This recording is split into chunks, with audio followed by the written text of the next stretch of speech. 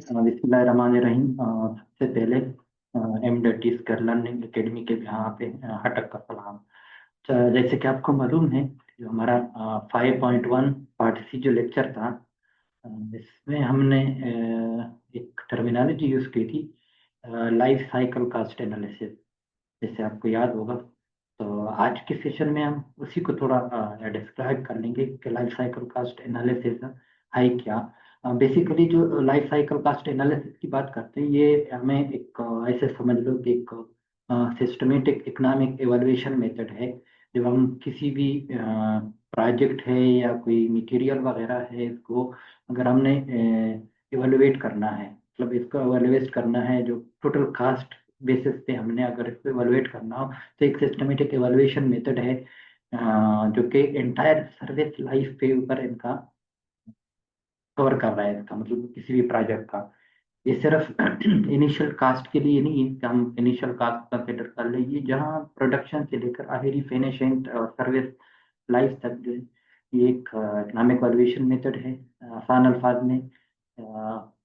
इसके साथ साथ जो एस टी एम स्टैंडर्ड है, वो भी हमें इनका एक प्रोसीजर वगैरह दे देते हैं। तो आज को इंशाल्लाह कि हम इसको एक्सप्लोर करेंगे कि जो हमारे पास इंफ्रास्ट्रक्चर है या बिल्डिंग कंस्ट्रक्शन है या जो मटेरियल सिलेक्शन है, लाइफ साइकिल कास्ट एनालिसिस में कौन कौन से स्टेप है जिसके बेसिस पे हम इसको इवैल्यूएट करवा लेते हैं। अच्छा, जो सबसे पहले मैं थोड़ा इंफॉर्मेशन के लिए बता दूं कि जो इसमें एस टी एम स्टैंडर्ड जो कवर कर रहा है इसको, जो सबसे पहला एस टी एम स्टैंडर्ड है वो है एस टी एम E917, जिसका टाइटल जो है इसमें है standard practice for measuring life cycle cost building and of building system.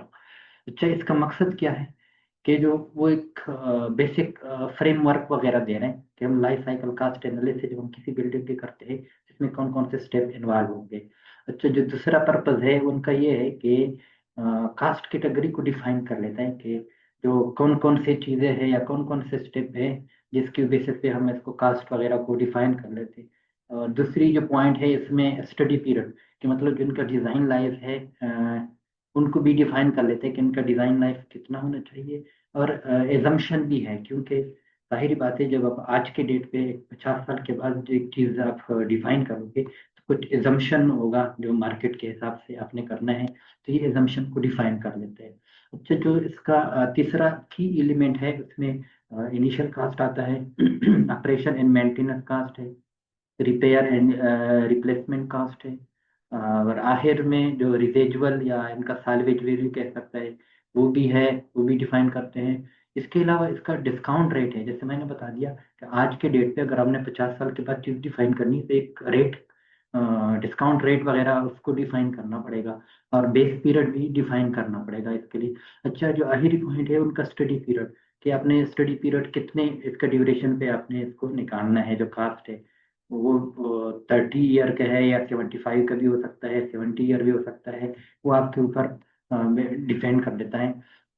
और मोस्टली जो है ये जो सिविल इंजीनियरिंग के प्रोजेक्ट है ये उसी के लिए हम यूज़ करते हैं। अच्छा, जो दूसरा इसमें स्टैंडर्ड है वो है ASTM E1185, जो इनका टाइटल है बेसिक का standard guide for selecting economic method for evaluation for evaluating investment in building and building system. चाहिए दूसरा स्टैंडर्ड है इनका स्टीम का। इसका पर्पस ये है कि हम इसको एक अप्रोप्रिएट जो एवेल्युएशन मेथड है उनको हेल्प कर लेता है कि हमने कौन से मेथड के ऊपर इसको एवेल्युएट करना है। और दूसरा जो है ये जो LCC है, हम लाइफ साइकिल कास्ट एनालिसिस निकालते हैं, इसका डिसीजन मेकिंग वगैरह इसकी प्रोसीजर वगैरह हम डिफाइन कर लेते हैं। अच्छा, इसमें जो इकोनॉमिक इंडिकेटर है वो लाइफ साइकिल कास्ट है, नेट प्रेजेंट वैल्यू है, सेविंग टू इन्वेस्टमेंट रेशियो भी है, पे बैक पीरियड है कि कितने में ये हम रिकवर कर लेते हैं जो इसका कास्ट है। अच्छा, जो तीसरा स्टैंडर्ड है वो है ASTM E1369, जिनका टाइटल है कि standard guide for selecting techniques for treating uncertainty and risk in the economic evaluation of building. अच्छा, इनका जो पर्पस है वो बेसिक जो बिल्डिंग इंफ्रास्ट्रक्चर के प्रोजेक्ट है इसमें जो रिस्क है या अनसर्टेनिटी है, उसी को एड्रेस कर लेता है।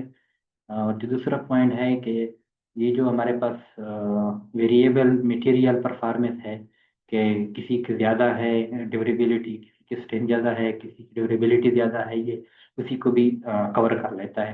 अच्छा, इसमें जो टेक्निक्स वगैरह हम यूज़ कर सकते यूज़ कर लें, वो है सेंसिटिविटी एनालिसिस यूज़ करते हैं, सिनेरियो एनालिसिस है, और आखिर जो तीसरा टेक्निक्स है वो प्रोबेबिलिस्टिक अप्रोच है, इसी को हम यूज़ करते हैं।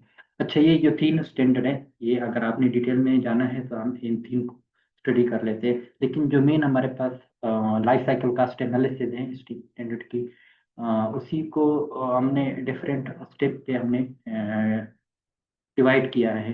अच्छा, जो सबसे पहला स्टेप है उसमें है वो डिफाइन द ऑब्जेक्टिव।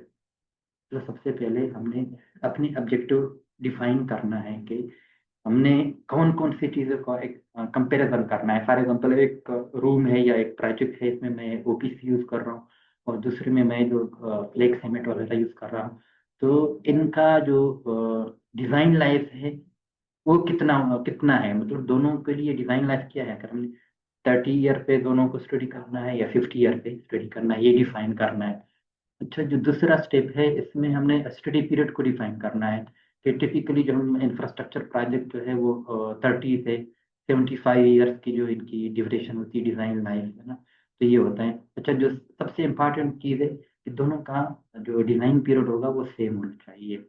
अच्छा, ये अच्छा, जो तीसरा स्टेप है इसमें हमने जो कास्ट कंपोनेंट है उसको आइडेंटिफाई करना है। जो जैसे मैंने पहले भी बता दिया था कि जो ASTM E917 है, उसने कुछ चीज़ें डिफाइन की है कास्ट वगैरह की, जो फैक्टर है इसमें जो सबसे पहले है वो है इनिशियल कंस्ट्रक्शन कास्ट होता है। जो दूसरे नंबर पे आता है वो है मेंटेनेंस एंड रिपेयर कास्ट, और जो तीसरे नंबर पे है वो रिहेबिलिटेशन कास्ट, और चौथे नंबर पे है रिप्लेसमेंट कास्ट, और आखिर वाला जो है एंड ऑफ लाइफ वैल्यू, जैसे साल्वेज वैल्यू या डिस्पोजल वैल्यू आप कह सकते हैं। तो ये 5 कैटेगरी बयान की है कास्ट वगैरह की। उसी बेस पे हमने जो कंपैरिजन करनी है, तो ये 5 कैटेगरी में हमने रेट का कास्ट वगैरह निकाला। तो जो चौथा स्टेप है उसमें है select economic parameter. Economic parameter जैसे मैंने पहले बोल दिया कि अगर हम आज के दिन को अगर हम बेस पीरियड कंसिडर कर लें, और ऐसे हमने 50 या 70 साल का एस्टिमेट वगैरह अगर हमने निकालना है, तो इनके लिए हमें एक डिस्काउंट रेट वगैरह हमने डिफाइन करना है मार्केट के हिसाब से।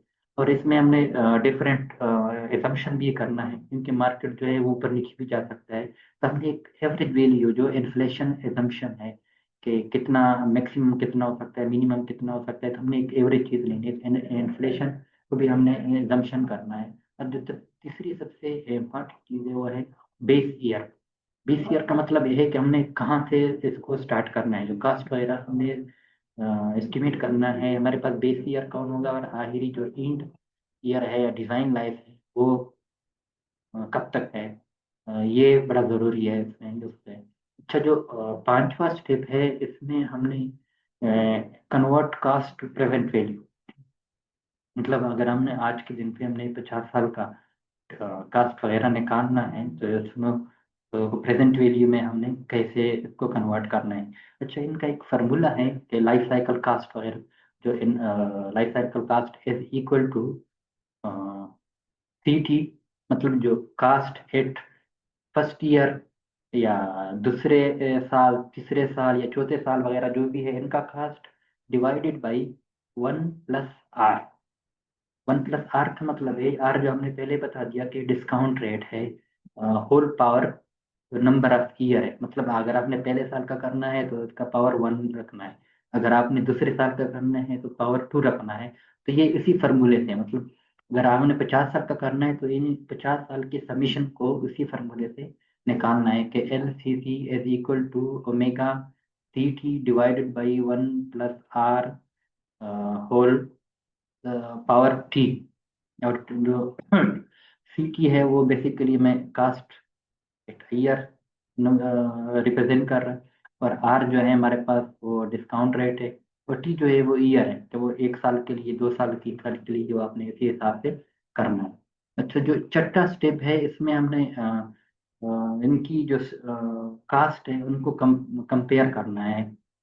आमतौर पर जो lower total life cycle cost है, इकोनॉमिकली प्रेफर ऑप्शन वही होता है। जो टोटल कास्ट वगैरह हम निकालते हैं लाइफ साइकिल कास्ट, इसमें जो सबसे कम होगा वो इकोनॉमिक या पॉइंट ऑफ व्यू से वो सबसे बेस्ट ऑप्शन होगा। और जो ये एसटीएम स्टैंडर्ड है वो बेसिकली डिस्करेज कर लेते हैं। जैसे अगर हम किसी इनिशियली जो मटेरियल कास्ट है उसी बेस पे अगर हम एक चीज़ को डिसाइड कर ले तो वो इस चीज़ को डिस्करेज कर लेता है। अच्छा, इसका एग्जांपल वगैरह अगर मैं दी दूँ, क्योंकि रेलेवेंट एग्जांपल है। जैसे हमने फ्लैग और जो ओपीसी वगैरह सीमेंट वगैरह की बात की थी। अच्छा, जो इसकी हम इनिशियल कास्ट बेस पे अगर हम देखें कि ओपीसी की कास्ट जो है वो थोड़ा लोअर है। अगर हम ground granulated blast furnace flag की बात कर ले तो ये स्लाइटली उसमें ज़्यादा आ जाता है। अब अगर उसी बेस पे हम डिसाइड कर ले फिर तो हमारे पास ओपीसी सही है, लेकिन ऐसा नहीं है। जो टेक्निकल पॉइंट है वो ये है, जो स्टेप कि इनिशियल कास्ट पे आप इसको डिसाइड जो है वो डिस्करेज कर लेता है। अब अगर हम इनिशियल कास्ट के दूसरे स्टेप में हम मेंटेनेंस कास्ट पे आ जाता है।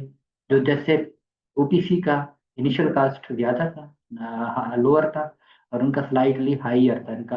तो इसी तरह जो ओपीसी का मेंटेनेंस कास्ट है वो हाईयर है, और जो दूसरा ground granulated blast furnace slag है उनका लोअर है। तो ये हमें अच्छा चीज मिल जाती। पहले वाले में तो ये थोड़ा हाईयर था, लेकिन दूसरे वाले में थोड़ा कम आ गया आपके। अब इसी तरह अगर हम तीसरे पॉइंट सर्विस लाइफ पे आ जाए, तो हम ओपीसी से एक चीज को डिजाइन कर लेते हैं प्रोजेक्ट को, वो 40 और 50 साल के लिए हम डिजाइन कर लेते हैं। लेकिन जो हम ग्राउंड ग्रेनुलेटेड बेस पे कर लेते हैं वो 60 to 75 ईयर्स होता है। अब आखिर में जो हमने लाइफ साइकिल कास्ट एनालिसिस में अगर हमने देखना है, तो जो ओपीसी का है वो थोड़ा कास्ट जो है वो हाईयर कास्ट आ जाता है। लेकिन दूसरी साइड पे है, अगर हम ग्राउंड ग्रेनुलेटेड फर्नेस लेक की बात कर ले तो वो लोअर आ जाता है। तो स्टेम भी बेसिकली हमें जो लेग सीमेंट कंक्रीट है वो प्रेफर कर लेता है एक इकोनॉमिकल लॉन्ग टर्म में। किस बेस पे लॉन्ग टर्म में क्यों इकोनॉमिकल है? क्योंकि ये एक तो मेंटेनेंस कॉस्ट किलो है, और दूसरा इनकी ड्यूरेबिलिटी भी अच्छी है। अगर हम पाकिस्तान में इनकी इम्पोर्टेंस के ऊपर बात कर ले, क्योंकि एक डेवलपमेंट कंट्री है तो इसमें जो है इनका बड़ा कास्ट फैक्टर बड़ा इम्पोर्टेंट होता है। जो सबसे पहला पॉइंट वो है जो लाइफ साइकिल कास्ट बेसिस पे हम कर सकते वो है सपोर्ट सस्टेनेबल इंफ्रास्ट्रक्चर डिसीजन। उन्हें लॉन्ग टर्म में हर चीज़ के लिए सोचना है, तो सस्टेनेबल इंफ्रास्ट्रक्चर में इनका बड़ा इम्पोर्टेंस है। जो दूसरा है वो justify higher initial cost material. जिस तरह हमने पहले बता दिया कि अगर हम ग्राउंड ग्रेनुलेटेड ब्लास्ट फर्नेस की बात कर ले तो इनका इनिशियल कास्ट तो ज़्यादा है। लेकिन अगर हम लॉन्ग टर्म में देखें तो इसमें हमें फ़ायदा मिल जाता है, फ़ायदा है प्रोजेक्ट में। जो तीसरा पॉइंट है कि aligned with green construction and durability based design. जो ग्रीन कंस्ट्रक्शन की बात जैसे मैंने पहले की थी कि ये इसके लिए इसी डिज़ाइन के अगर हम ground granulated blast furnace use कर ले तो ये बेसिकली उसी कंसेप्ट या स्टैंडर्ड को फॉलो कर लेते हैं। तो जो चौथा वाला है useful for highway dam bridge and marine structure. जैसे मैंने पहले बता दिया था कि जो ग्राउंड ग्रेनुलेटेड ब्लास्ट फर्नेस ले गए इसमें इनका बड़ा एप्लीकेशन है, हाईवे हो गया, डैम हो गया, ब्रिज हो गया, मेरीन स्ट्रक्चर वगैरह। तो आखिर में अगर मैं टेक्निकल का कंक्लूजन दे दूँ कि एएसटीएम जो है ये बेसिकली बड़ा प्रेफर कर लेता है।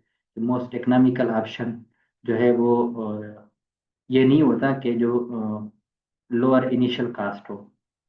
मतलब आमतौर पर जो नॉन टेक्निकल बेसिस पे अगर हम बात कर ले कि जो जिसका जो इनिशियल कास्ट मटेरियल कास्ट वो लो होता है, हम उसी को प्रेफर कर लेते हैं। लेकिन जो एएसटीएम स्टैंडर्ड है वो इनको डिस्करेज कर देता है। बेसिकली इनका जो मेन फोकस है वो है कि लोअर लाइफ साइकिल कास्ट, मतलब कंस्ट्रक्शन से फिनिश एंड तक इनका लाइफ साइकिल है, जो डिजाइन पीरियड है, इस बेस पे इनका कितना कास्ट आ जाता है वो बेसिकली इनको प्रेफर कर लेता है। तो इसके साथ आज का डिस्कशन में वाइंड अप कर लेता हूँ। तो मुझे उम्मीद है कि आपको बहुत कुछ समझ आ गया होगा। और इसके साथ अगर आप सिविल इंजीनियर हैं तो आप तो ज़रूर मेरे इस चैनल को लाइक करें, ताकि जो जितनी भी जो मैं नॉलेज बेस्ड वीडियो वगैरह आपको टाइम पे मिले।